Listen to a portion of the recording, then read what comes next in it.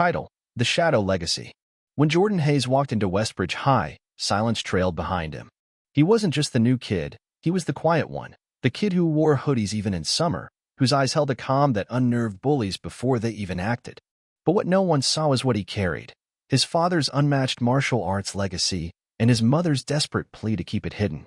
For 17 years, Jordan and his mother, Naomi Hayes, had been running from the shadows of an underground fight circuit that had stolen his father's life.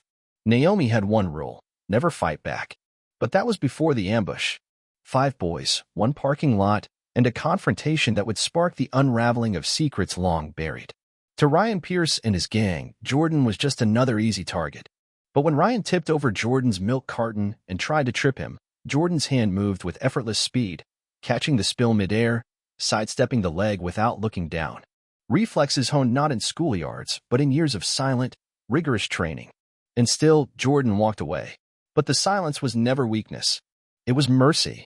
Westbridge High wasn't ready for the storm Jordan brought with his stillness.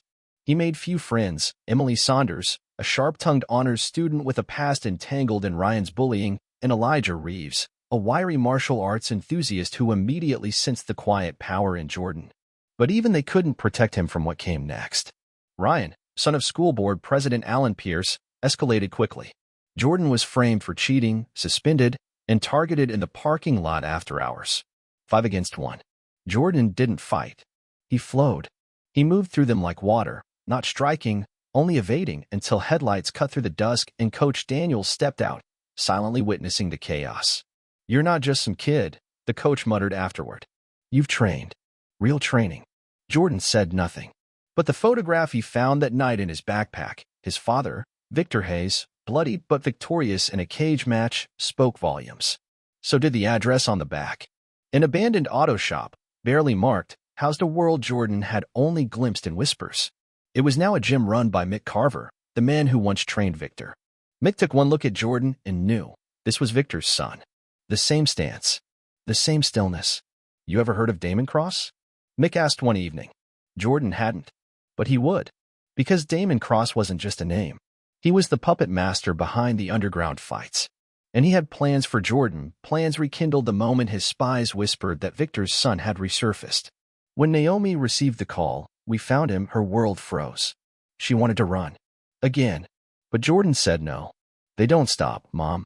I have to face this." Damon Cross made his move by offering a simple choice: one fight to clear the debt his father left behind. One chance to prove himself. Jordan agreed, but on his terms. It was a setup. The fight was to be against an undefeated brawler nicknamed The Wall. Twice Jordan's size, raised in the circuits. But Jordan's years of restraint now became strategy. He wore his opponent down with precision, never striking first, using every ounce of Victor's legacy not to destroy, but to dismantle. When he won, the crowd went silent. Not out of disappointment, but awe. Damon wasn't pleased. He promised his clientele blood. Instead, they got brilliance. And he couldn't allow that. Jordan had to be erased. But Coach Daniels was watching. So was Mick. So was Emily, who had been digging into the ties between Damon Cross, Alan Pierce, and a supposed charity that funded youth boxing programs. When the second fight was announced, Jordan versus Ryan, Jordan knew this was the real stage. Not for glory. For exposure. With hidden mics, Ethan recording, and Emily streaming, Jordan stepped into the ring against Ryan. A fight meticulously choreographed by Damon. A rigged show. But Jordan flipped the script. He baited Ryan into rage.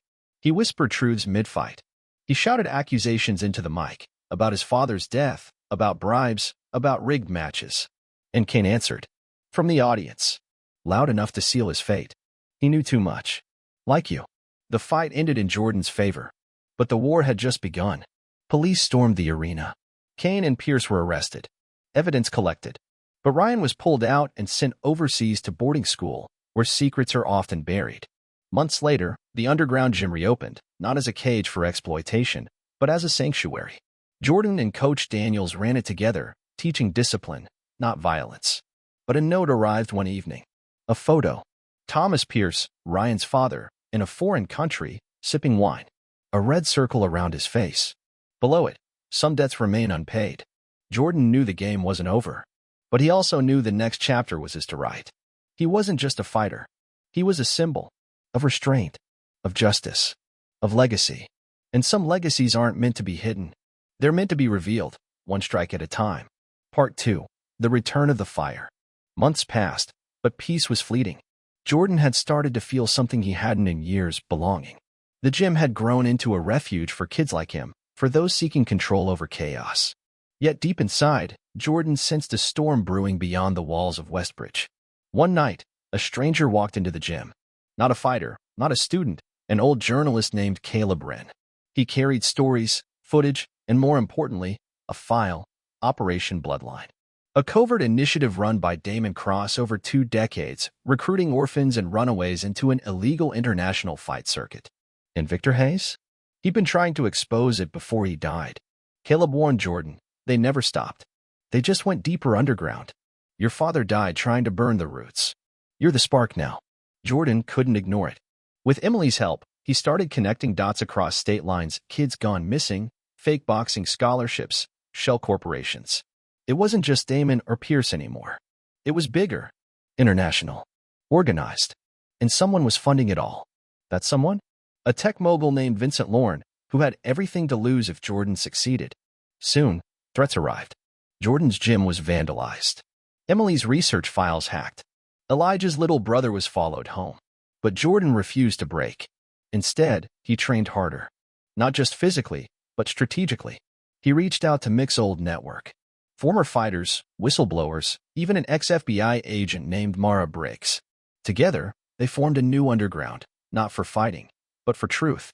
The first major blow came during a charity gala hosted by Lorne's Foundation.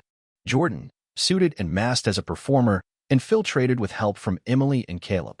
What they revealed on the projector that night, footage of Lorne at illegal fight rings, testimony from survivors, broke headlines within hours. Lorne vanished. But the fight wasn't over. Because the final file in Caleb's folder bore a chilling label: Project Echo, subjects unaccounted for. One of those names, Victor Hayes. The legacy wasn't finished. It was just beginning.